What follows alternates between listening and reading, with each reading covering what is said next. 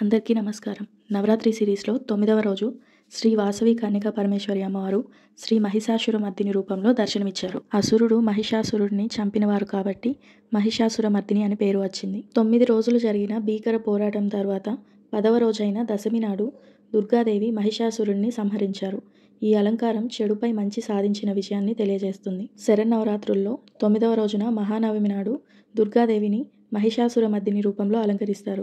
శివుని యొక్క త్రిశూలాన్ని, విష్ణువు యొక్క చక్రం, ఇంద్రుని యొక్క పిడుగు, వరుణుడి యొక్క పాశం లాంటి ప్రత్యేకమైన ఆయుధాలు, ఆభరణాల సమ్మేళనమే శ్రీ మహిషాసురమర్దిని రూపం. మహిషాసురుడు గేదె రూపంలోకి తిరిగి వచ్చినప్పుడు దుర్గాదేవి అతనిని త్రిశూలంతో శిరచ్ఛేదం చేస్తారు. అలా చెడుపై మంచి సాధించిన విజయాన్ని అమ్మవారి యొక్క మహిషాసురమర్దిని రూపం తెలియజేస్తుంది. మా ఊరి దేవాలయాల్లో మహిషాసురమర్దిని రూపాన్ని పూజించే విధానం మనం ఇప్పుడు చూద్దాం.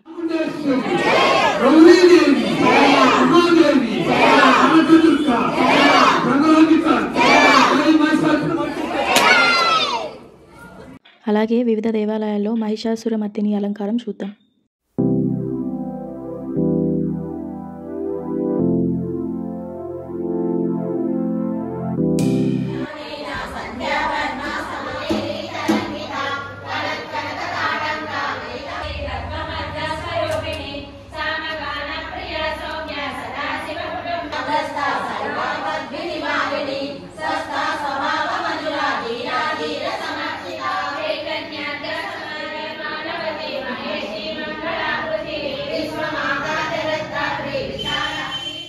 అలాగే నవరాత్రి సందర్భంగా మా ఊరిలోని వెంకటేశ్వర స్వామి వారిని 9వ రోజు శ్రీకృష్ణ అవతారంలో అలంకరించారు.